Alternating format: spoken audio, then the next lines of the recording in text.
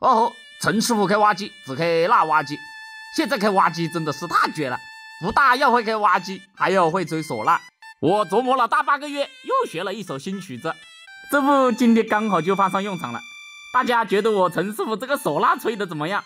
觉得我吹的好的嘞，就给我点个赞。你们应该还记得我这个开货车的舅舅吧？上次我帮他推了车，没想到今天他就给我介绍了一个活，也是在他卸车的这座沙上。今天我们就把辣挖机开过来，不开新挖机，从沙角一路开到坝沙腰，差不多开了8个小时。到达目的地之后，我们先把这个场地上面的杂草全部清理干净。今天我们要干的这个活呢，就是在这里挖一个沙米沙的井。大家都知道，我陈师傅不但鱼塘挖得好，还有一个绝活，就是上沙挖井。挖这个井呢，我不但技术挖得好，而且还会吹唢呐。这个唢呐我可是每天随身携带，不信的话，你们就来听一下，看我吹得好不好。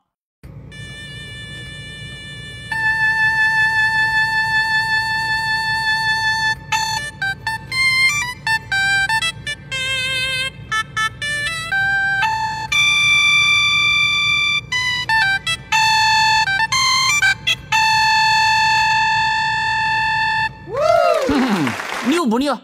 就问你们一句，牛不牛？有这个技术，就算我以后挖机没活干，我都可以去吹唢呐呀。而我陈师傅同时有这2种技术，养家糊口应该是没得问题了。你们说对不对？在大家的认知中，你们都以为是鱼塘挖得好，或许刷坡刷得好的，就认为他挖机技术好。其实我告诉你们，像那种挖鱼塘跟刷坡，只要给你足够的时间，都能够把它挖好。但是这个就不一样了，你只要挖1米深，下面根本就看不到了。再往下挖，挖起来就是凭感觉跟经验。尤其是像陈师傅，根本就不要用尺子量，我挖出来基本上都是刚刚好。所以说在看不见的情况下，能把一件事情做好，大家可想而知这件事情有多难。你们看，像现在这种情况，我完全就没有下挖机的，也不要别人指挥，挖出来的每一堵土就是凭感觉。不到8个小时的时间，这个井就差不多挖好了。因为东家的要求是不需要挖3米沙深，只要挖2.6米就行了，所以工资呢也不要1080，只要680。最后给大家分享一个量尺寸的方法：1、2、3、4、5、6、7、8、9、10，10个脚印长，3个半脚印宽。你们有没有谁知道长度和宽度分别是多少？大东家呢多少有一点不相信我技术，执意要用尺子量一下。你们看是不是刚好2.6米？所以这个井我们就挖好了。嘿嘿，还是做这个事情划算。开上来8个小时，干活8个小时，现在开下沙也是8个小时，1个半小时就有680呀。嘿嘿，今天又是生活多姿多彩的一天。当我把挖机开到舅舅上次卸车这里的时候，舅舅又跑过来跟我说，上次那条路没有给他修好，又要我重新给他修一下。我说舅舅啊，你这个技术你真的不要开车了，拉4车货卸沙车的，每天挣的还不够车子的修理费，还不如每天跟着我的挖机在后面接水管，这样还划得来一点。大家说对不对？来到东家家里，我们把账结了，直接给了我680，还有1条毛巾。我拖车上面的毛巾都不知道有多少条了。今天又多挣了几百，生活多姿多彩。陈师傅开挖机只开辣挖机，给这么笑得甜美的小姐姐家干活，大家说该说多少合适？今天干了2件事情，2件都是帮别人收拾邋遢子。这个现场有点热，请允许我挖点空气，把这个火浇灭一下。整个事情呢就是这样的，有一个挖机同行，他把这一个村的生活污水处理池一个人包了，但是他自己呢事情太多，又做不赢，东家又要急着挖这个池子，本来这个是属于那同行的事情，他又不来做，然后他就跟东家说让他叫我来挖，我的挖机费用由那个同行来出，但是总共只有200，按理来说我们的起步价要600，但是这个东家的整个房屋地基都是我挖的，在东家的请求下，我也很难为情，所以我这一次就吃点亏，大老爷从家里拖过来帮东家把这个池子挖好了。正当我准备走的时候，有一个小姐姐一直在旁边看着我，我也不知道她要干嘛，但是我看她的眼神好像有事找我。这个东家还顺便要我帮他把这一堆土装出去，而这位小姐姐她就一直在旁边看着我。等我把这里的事情做完了，小姐姐就找过来跟我说，她家也需要挖几10分钟，要我帮忙挖一下。我一口就答应，二话不说就把挖机拖到她家里面来了。到他家看到这情况，我心都凉了。他跟我说，那个挖机同行在他家差不多干了1天，还剩余这一点点石头，叫他挖他就不挖了。小姐姐刚好看到我在他家附近干活，所以就一直在挖机旁边等着我下班，然后让我帮他把这一点点石头给他挖一下。听了他刚才说的话，我一下就真相大白了。原来这个挖机同行他今天是在这里干活，所以没有帮那个东家挖生活污水处理池，然后让我去帮他挖那个池子，但是他又在这里留了一点点事情没有做完，又去给别人做的时间久的挖去了，所以他这里又留了一个邋遢子给我。我也真的是无语了。但是既然挖机都已经拖过来了，啥也不说，先帮这个小姐姐把事情做好。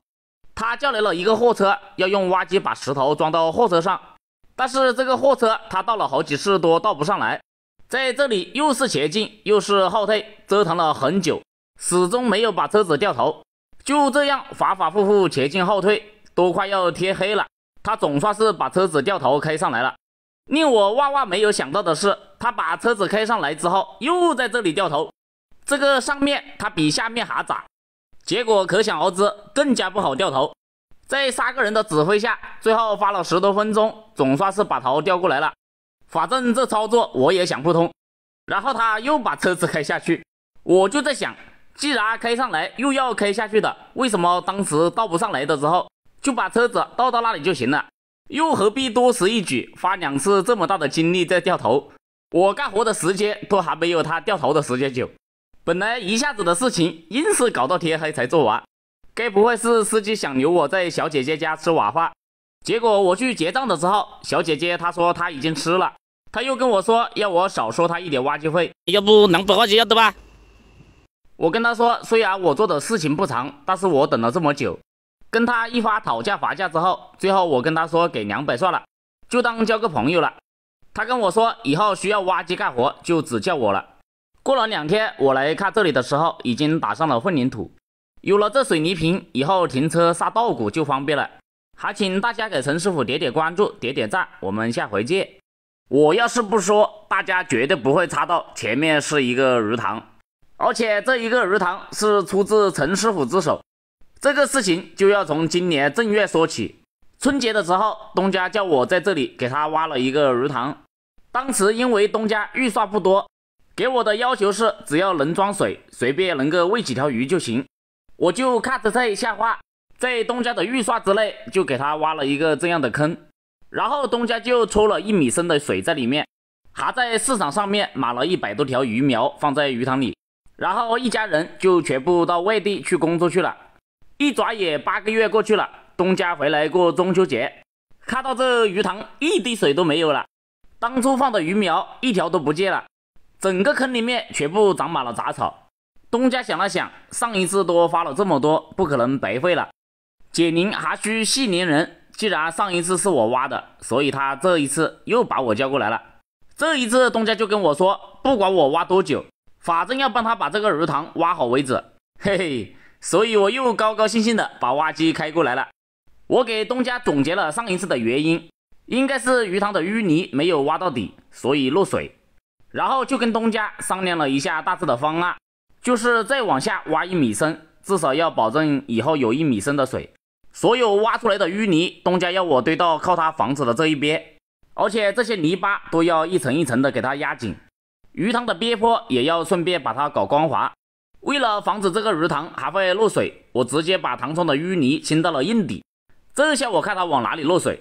这些淤泥还把东家房子的前面加宽了1米多，这是我临时想出来的办法。淤泥又帮他处理掉了，平又给他加宽了，可谓是一举两得。把这个坡刷好之后，就到了吃中饭。东家非常热情的准备了4个菜招待我。吃饱饭之后，我们继续干活。这里要做一个塘口，东家因为找不到很大的管子，就随便拿了一根小管子放在下面，然后我就用稀泥巴把管子盖起来，最后再把外面这一边没有刷坡的地方全部统一刷一下。这些刷下来的松土就把它补到上面有缺口的地方，再稍微把这些松土压一压，使整个坡度保持一致。做完这一切，鱼塘的四周算是搞完了。接下来就是把塘底抹平，一边这样抹平，一边往后退射出去。挖机是从这里下来的，还是从这里开上去？把路稍微的修一下，就用斗抓在土里面，拖着挖机往上面爬。费了九牛二虎之力，总算是把挖机开上来了。然后行3个里，大约这个鱼塘千万不要落水了，要是再落水的话，就真的对不起这个东家了。最后给大家看一下整体效果。本来这个鱼塘是这样的，经过陈师傅1天的时间就变成了这个样子，这下喂个几百斤鱼应该是没得问题了。然后东家又留我在他家里面吃了晚饭，还是跟中午一样，沙菜一汤4个菜。不得不说，东家的生活是真的好，让我下次还想来吃。我走的时候，老奶奶硬要拿点东西给我，我一直在拒绝说不要，但是她硬要拿给我。她说如果我不接受她的这些东西，她以后就不叫我的挖机做事了。哎，最后不得不含泪接受了老奶奶的东西。每天少挣几百，生活多姿多彩。还请大家给我点点关注，点点赞，我们下回见。